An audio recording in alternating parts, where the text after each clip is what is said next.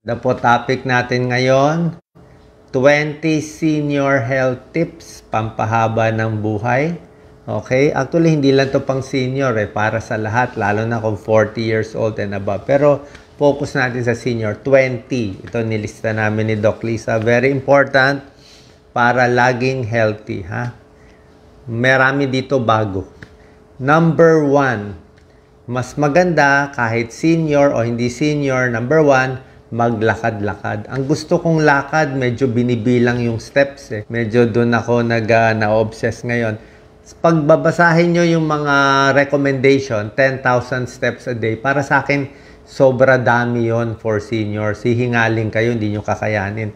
Sa akin, kahit 5,000 steps in a day lang, pwede na. Kung minsan 5,000, kung minsan umabot ka ng 7,000 steps, pwede na yon. Hindi na kailangan habulin yung 10,000. Depende sa lakas mo. Maganda itong naglalakad. Ito pinakamagandang exercise, lalo na sa senior. Hindi ganun kasakit sa tuhod, hindi masyado sasakit yung paa mo. At tawag dito po cardio. Kahit papaano gumagalaw ka, bumibilis yung heartbeat, maganda po yung exercise. Number 2, habang naglalakad, dapat gagamit ng rubber shoes or stable shoes. Okay? Rubber shoes or stable shoes, pinakamaganda. Kasi pag tsinelas lang, baka lalong sumakit ang paa nyo. Mas senior kasi po, prone na tayong matumba Madali na tayong matumba. Unstable na, mapapansin nyo. Lalo na pag titingin tayo, mga senior, pag yuyuko na, titingnan mo yung paa mo, mahihilo ka na yan. Lalo na sa escalator, ingat na. Escalator, mabilis na madapa Hindi na ganun ka-stable. So, maganda, rubber shoes, stable shoes, para ma-improve yung balance. Yung balance ang mahalaga. Meron din tayong mga other exercises. Pwede rin naman yung mga ibang exercise, yung mga tinuturo ko. Ibang mga half squat, pwede rin yan. Pero para po yan sa balance. Okay? Isa ding magandang tip, ito ginagawa ko pagkasama ko si Doc Lisa, maganda laging kung pwede kahawak mo yung partner mo. Or kung meron ka kasama, meron kang alalay, mas maganda nakahawak kayo. Kasi hindi mo masasabi, matatalisod ka At pag natalisod ka, dapa na. Pag nadapa, nakita ko, ang daming may bali, mahirap na mabalian. So, pag meron kang kahawak, kahit matatalisod ka, nakahawak ka sa kanya, hindi ka matatalisod. Madalas na yan mangyari. Okay? So, walang masama kung nakahawak, hindi siya nakakahiya para hindi matumba. Number 3 tip, dapat medyo bawas na talaga sa trabaho at stress. Okay? Ibig ko sabihin, pag senior na, yung mga iniisip mong walang kabagay-bagay na problema, yung pera para sa anak nyo, buhay ng anak, away ng pamilya, stress sa buhay, dapat medyo naaayos mo na. O nafi-fix na. O, kasi pag dagdag to sa problema natin, lalong sasakit ang ulo Kung meron kayong anak, di ba? Meron kayong konting ibibigay sa anak nyo, siguro pag ako, maaga pa, bigay nyo na. Para hindi na magulo sa isipan, at least nabilin mo na at okay ka na. Kahit humaba buhay mo, okay lang naman Magtabi ka para sa sarili mo. Number 4, kailangan maganda ang tulog nyo. Tulog is very important. Sleep more, maayos. So, paano makakatulog maigi? Dapat maayos yung kama. Yung kama nyo, dapat hindi sobrang tigas, hindi sobrang lambot, stable. Yung mattress, yung higaan, yung unan. Alam ko, merong mga mamahaling unan, pero kailangan mag-invest Kailangan tahimik. Okay? Tahimik yung kwarto. Tapos mas maganda may konting ilaw din. May konting ilaw sa gabi. Kasi pag tumatanda tayo, mahirap na makakita So, dapat may ilaw para pagigising kayo madaling araw, hindi ka matutumba. Very unstable na ang senior, lalo na kung bagong gising, pupunta sa CR ng madaling araw. Dapat may ilaw. Okay? At hindi kayo madatapa. Number 5 tip, pwedeng uminom ng vitamins and supplements na babagay sa inyo. Ngayon, ito, mahabang topic to, vitamins and supplements. Pero para sa akin, ako ginagawa ko lang, sarili ko lang style. Mas gusto ko yung pa konti-konting vitamins at pa iba-iba. Oo. Sa akin lang naman to, wala namang rule talaga. Yung iba gusto kompleto, 5 vitamina, iniinom, pati supplement everyday, pwede rin yon. Pero ako kasi hindi ako masyado hot sa high dose, very high dose ng vitamin C, vitamin D, o ano. Ako, siguro 4 times in a week, naka-vitamin C, vitamin D, naka-zinc ako. Okay? Tapos, mga another 4 times in a week, naka-probiotic ako. 3 days in a week, minsan naka-calcium din ako. So, iniiba-iba ko. Hindi yung isang vitamin na paulit-ulit lang. Kasi hindi mo malaman kung saan ka kulang eh. Hindi mo masabi. Tsaka minsan hindi ko rin na araw-araw. Kasi usually, dapat kompleto na yung vitamins mo sa pagkain mo. Sobra na to eh. So, pwede rin yung mga probiotics. May video ako sa probiotics. Fish oil, pwede rin naman. Tapos yung the basic vitamins na pwede sa inyo. So, pwede kayo mag-consult sa doctor. Number 6, yung maintenance medicine nyo. Dapat nakaayos, maigi. Hindi pwede, ulitin ko, hindi pwede hindi nyo alam ang gamot nyo. Walang ganoon. Kapag tinatanong ko yung pasyenteng lalaki, o ano gamot mo, hindi ko alam ni Mrs. Hindi pwedeng ganoon. Paano kung nawala si Mrs.? Paano kung hindi mo alam iniinom mo? Paano kung na-doble mo ininom mo? Paano kung mali na inom mo? Di ba? Konti lang naman yung tableta mo, hindi mo pa kailangan memorize mo yan. Memorize mo yung hugis, yung laki, hindi ka magkakamali. Very prone magkamali ang senior. Nakakalimutan mo na eh. Di ba? Ano ba to? Nakainom na ba ako? Hindi. So, organize. Bili kayo nung plastic na lalagyan. May Monday hanggang Sunday. Tapos nakalagay na doon. So, organize yung medicine para hindi makakaligtaan. Okay? Number 7, pampahaba ng buhay, kailangan minomonitor mo. Basically, kung may high blood, may maintenance ka sa high blood, diabetes, at least nakamonitor yung dalawa. Blood pressure and blood sugar kung mataas. Bili na lang tayo ng pang blood pressure, kahit yung electronic, pwede na po yun. Pang blood sugar, bumili na lang tayo, lalo na kung diabetic kayo, di mag-share na lang sa pamilya. Sa blood pressure, ang pagkuha nyo, ito number 7 tip na tayo, dapat umaga at gabi, 2 times ang kuha. Minsan kasi maraming may morning hypertension. Ito po, deadly to deadly, nakakamatay. Pag ang BP nyo sa umaga mataas, ang BP nyo sa gabi mababa, hindi maganda yun. Okay? Baka matsambahan tayo sa umaga. Kasi karamihan ng stroke, karamihan ng heart attack sa umaga. 6 o'clock mula 5 a.m. hanggang 10 a.m. Diyan nalilintikan lagi. Bakit? Morning hypertension is very common. Paggising sa umaga, stress, may adrenaline, bagong gising, taas ang blood pressure. Pag tumaas yan, ng 180, 190 stroke. Tapos ang usapan. So, pag meron kayong morning hypertension, ibig sabihin mataas ang blood pressure sa umaga, sa gabi mababa, a-adjust natin yung gamot nyo. Ang pag-inom ng gamot nyo sa high blood sa gabi. Okay, amlodipine, losartan, whatever iniinom mo sa gabi mo iinumin. Para pagdating ng umaga, may gamot ka na, nakakontrol. Kasi kung aasa tayo na hindi ka naman gigising ng alas 5 ng umaga para uminom ng tablet, di ba? Di ba? Paggising mo na high blood na, nauna na yung high blood. Kaya yung gamot sa high blood maganda sa gabi, lalo na kung morning hypertension. Sa blood sugar, ganito pag-check ganito pag-check. Hindi lang bago kumain sa umaga, 'di ba? Alam ko 'to bilang internist, bilang cardiologist. Hindi yung nag-check ako doc ng blood sugar ko, may nakausap ako Bago kumain, blood sugar ko 120, okay na. Hindi pa po tapos doon.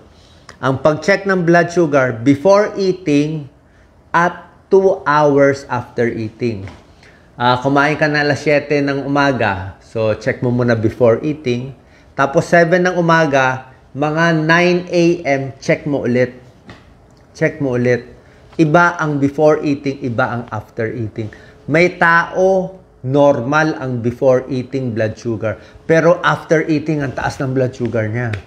Ibig sabihin, konting kain lang niya, nasisira na yung katawan, ang taas na. So, ina-adjust din yung gamot mo. Kung may insulin, may tableta, may metformin kayo sa diabetes, okay ang metformin huwag maniwala na hindi maganda. Meron mga fake news lumalabas Ginagamit pa nga yung mukha ko So, okay yung metformin, okay yung mga ibang gamot, ina-adjust yan ng endocrinologist, diabetes specialist, kung ano ang blood sugar mo. Before eating, mas maganda 100 and below, normal. Pero kung may diabetes, 120 and below, before eating, pwede na. After eating, hanggang mga 160, pwede. Hanggang 180, pwede na yon. Okay, so binabantayan both. Okay? Blood sugar, before and after. Blood pressure, umaga at gabi. Tandaan. Okay? Kasi haba buhay ito. Pag hindi nabantayan, diyan tayo sasabit. Mga simple tips na yan, di alam ng di misa nabibili. Number 9, ito, para sa senior. Kailangan masaya. Paano magiging masaya? Kailangan may kausap. Kailangan may ginagawa. Kailangan may grupo kayo. Mag-group meeting kayo. Mag-coffee kayo saan? Sa Starbucks, mahal Starbucks. Dunkin' Donut o sa tabi-tabi. Dapat meron kayong grupo, lagi kayo nag-uusap. Meron kayong sa barangay, may advocacy, may meeting, may Zumba, may pinag-uusapan, may ginagawa kahit walang bayad. Bakit? Ang kailaban ng senior ay dementia. Alam nyo dementia? Dementia is ulyanin. Pwede ma-dementia sa Alzheimer's, pwede ma-dementia sa Parkinson's, pwede ma-dementia sa small stroke o silent stroke. Pag na-dementia, mahirap na. Nagwawala, hindi nakilala yung mga tao, pinagbibintangan lahat ng nanakaw. Para hindi ma-dementia, may kausap. Yung mga kabataan, ayaw na kausapin. Kayong mga anak, apo, kausapin si lolo, si lola. Hayaan mo magkwento ng 10 beses ng lumang kwento. Okay yun. Kukwentuhan ko rin kayo ng lumang kwento. Diba? So, kailangan yan. For the brain para hindi mag-dementia. So, be happy, may advocacy, dapat gawa ng gawa. Huwag totally mag-retire. Okay? Sabi mo, wala naman ako sweldo. Kailangan mo magtrabaho para umandar yung utak. Pag hindi umandar yung utak, made-dementia tayo. Okay? Masisira yung utak. Use it or lose it. Kaya sinasabi ko, maglakad 5,000, 6,000 steps. Pag hindi ka maglalakad, hindi ka na makakalakad. Hindi nagagana yung paa. Kotse, pag hindi mo ginamit yung kotse, sira na yung kotse. Kailangan gamitin mo araw-araw. Number 10 tip. Maganda ng tip ko, Mas konti ang kakainin. Okay? Lalo na sa matataba na senior, sa mga babae, sa mga nanay na tumataba. Pag tumatanda, less food. Mas konti. Sabihin mo, Dok, paano ako mabubuhay niyan? Mas konti. Mas hahaba buhay mo sa konting pagkain. Maniwala ka sa akin. Mas payat, mas mahaba buhay. Dapat nga underweight. Hindi naman underweight. Normal or a little underweight. Kita mo yung mahaba ang buhay. Payat na payat. Eat less food. Pero kahit less food ka, more protein. Yung kanin, konti. Yung carbohydrates, konti. Damihan, konti. Yung isda, yung manok, yung mani, at tokwa, pwede, monggo. More protein, a little less meat. Okay? Kung mahina katawan, meron kami tinutulungan. Isang produkto lang tinutulungan ko, yung Birch Tree Advance. Para siyang Ensure, para siyang Glucerna, pero 50% off. Kaya may tulong to sa senior. Wala po akong bayad dito sa ads na to. Tinutulungan ko lang sila para meron kaming charity sa mga barangay. So, pwede yun. Sa mahina, sa payat, pampalakas yan. Yan yung protein at gatas na pang senior, Birch Tree Advance. Number 11, napakahalaga, ito po, hindi ko kayo papagastusin ng mahal. Diba? Pag hindi kailangan magpa-check, hindi natin papa-check. Diba? Ayaw kong gumastos kayo, kaya tinuturo ko. Pero, itong number 11 tip ko, kailangan pa-check nyo mata and tenga. Wala tayong choice. Kahit once a year. Salamin, pa-check lang yung mata. Makikita kasi sa mata kung may diabetes, may high blood, may glaucoma. Yung mata, bakit mahalaga ang mata? Baka may katarata ka. Ang mata, wala kang mata, matutumba ka maa-accident ka Pag malabo mata mo, kita mo, hindi mo na makita. Maa-accident. Di ba pag senior, lagi ng bunggo? Bunggo dito, pasa dito, bunggo sa tuhod, hulog dito. Paano hindi makita Di ba? Mata. Tenga. Baka mabangga na, hindi naririnig. Kaya tenga, ang senior, humihina ang tenga. May deafness talaga. Siguro mataas yung percent eh. Parang may 20% nabibingi. Pag 75, 80 years old, may ganung pag-aaral, parang 40% nabibingi na. Kaya may hearing aid. Eh pag hindi mo marinig, biglang may kotse, biglang sumisigaw, di ba? So, kailangan mo mata, tenga para hindi tayo matumba. Number 12, mahalaga, ipin. Kailangan magpa-dentist tayo every 6 months. Hindi to gastos. Dapat malinis ang ipin. Kasi yung bibig natin, isa sa pinakamaduming parts of the body. Bakit madumi ang bibig? Ay, puro bacteria yan eh. Diba? Puro bacteria na. May mga tinga, may mga ganyan. So, every 6 months, kahit nagtutoothbrush tayo, kailangan toothbrush, kailangan magde-dental floss, no choice ha. Hindi to kaartihan. Kailangan dental floss once a day, minimum. Mura lang naman yung tali. Kung nagtitipid, ulit-ulitin mo na lang, hugasan mo na lang. Hugasan mo na lang, ulit-ulitin mo na lang. So, kailangan yon tongue cleaner, dental floss, toothbrush. Despite that, may maiipit pa rin mga tinga na hindi mo magiging plaque, magiging tartar, dentist. Every 6 months, linis. No choice. Alam ko, mahal mag-dentista. Kasi pag hindi mo nilinis ang ipin, ang taong may sira ang ipin, bawas 3 years sa buhay. Oh, bawas 3 years. Kung aabutin mo sana, 85 years old, 82 years old na lang sira ipin. Bakit? Bacteria sa ipin, pupunta sa puso, kakalat sa katawan. Namamaga ipin, mamamaga din yung organs. Oh, may ganung pag-aaral. Tunay po yan. Number 13, syempre, nagkaka-senior na, di ba? Senior. Pag 13, i-check mo na yung sarili. Yung mga tinuturo ko, check ang kamay, check ang paa, check ang manas, check mo yung katawan mo, baka may bagong bukol, may bagong itim, may bagong nunal, may bagong pula-pula, meron akong mga, wala namang masama eh, kasi tumatanda, prone talaga, may magkaka-cancer talaga, o magkakasakit, diba?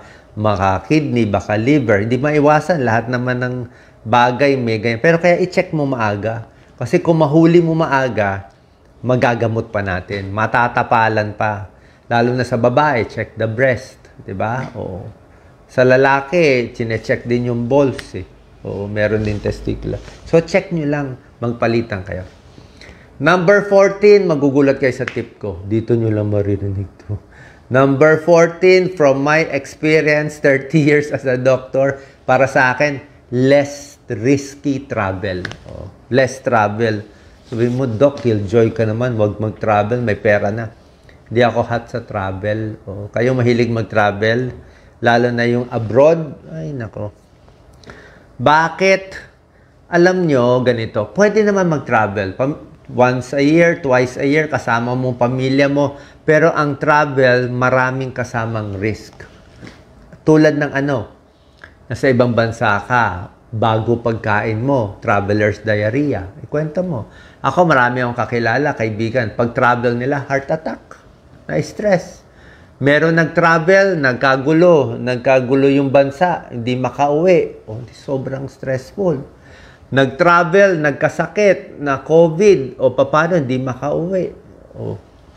Nag-travel, naipit sa naiya, ilang araw, di ba? Travel is risky. Risky siya eh. O, kasi stressful eh.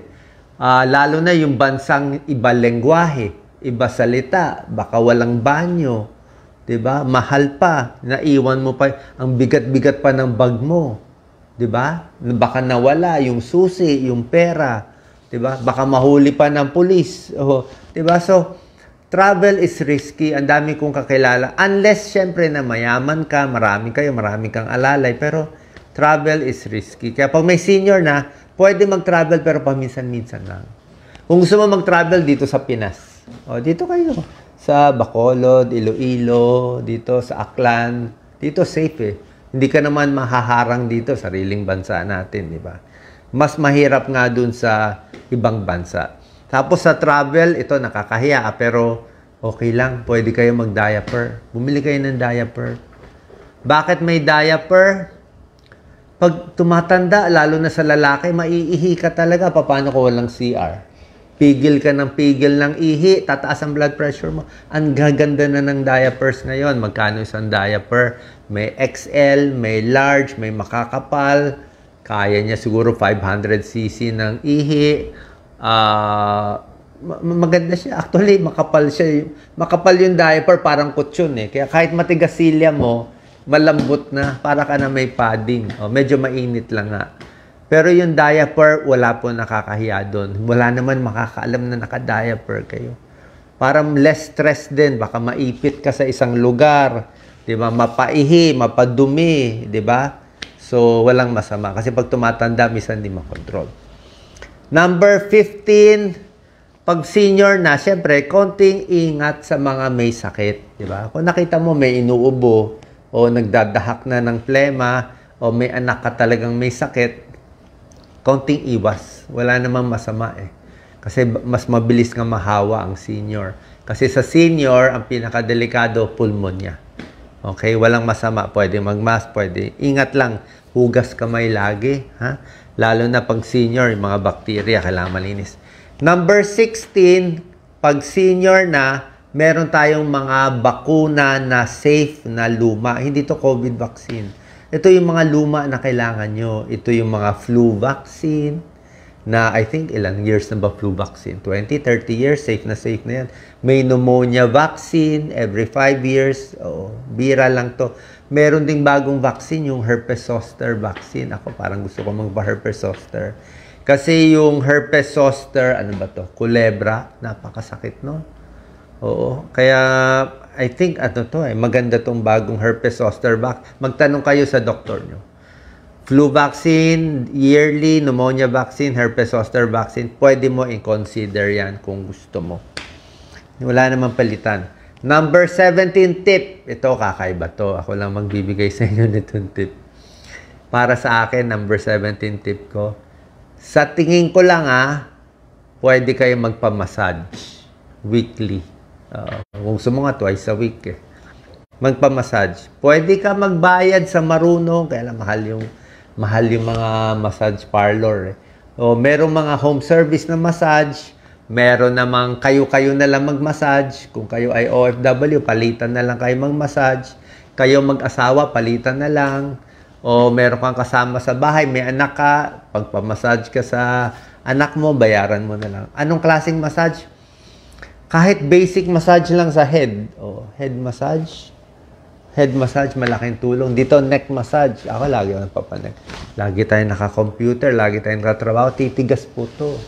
Ayaw mo siya tumigas. So, neck massage, head massage, back massage, sa paa massage, manas. Maraming senior may manas. Diba? Tinuruan ko kayo mag-check ng manas, diba? Sa may binti, pinipisil. Tinataas ang paa. Tapos, nakababa yung katawan, nakataas pa, minamassage yung paa pag ganito. Bakit maganda ang massage? Feeling ko nakakahaba ng buhay. Ang massage kasi, kahit kayo-kayo na lang, ay nakaka-relax.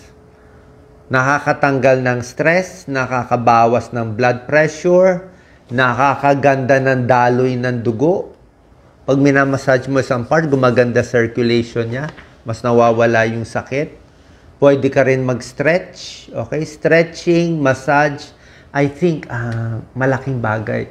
Kaya, ako nga, nag-umpisa ako magpa-massage. 50 years old na ata ako noon. Matanda na ako nag-umpisa eh. Kaya swerte yung mga bata na nakikinig ngayon. Kung 30 years old pa lang kayo, nag-start kayo early mag-massage, swerte kayo. Hindi nyo aabutin kaming papuntang senior na ang sakit na ng likod, nagtigas-tigas na, yung buto sa likod, nagdikit-dikit na, nag-arthritis na, nagbagsakan na yung vertebra ng may senior. Paano walang massage nun eh? Nagsikip yung muscle. Dahil sa sikip ng muscle, nagdikit-dikit yung mga buto. Kasi walang massage. Sobrang ganda. Kung makakahanap kayo ng marurunong, merong myotherapist na talagang nagmamassage.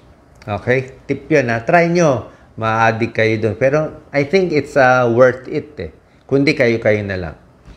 Number 18, basic check-up. Okay? Basic check-up. Hindi ko kayo papagastusin ng malaki, pwede na kayo magpa-blood test. Okay? Basic blood test lang. CBC, complete blood count, kailangan eh. Check mo lang, once a year lang. Kung anemic, fasting blood sugar, i-check. Cholesterol, i-check. Uric acid, i-check. SGPT, i-check. Liver, o creatinine, very important, creatinine, kidney failure, basic blood test, basic urinalysis, mura lang urinalysis, o kailangan mo yan.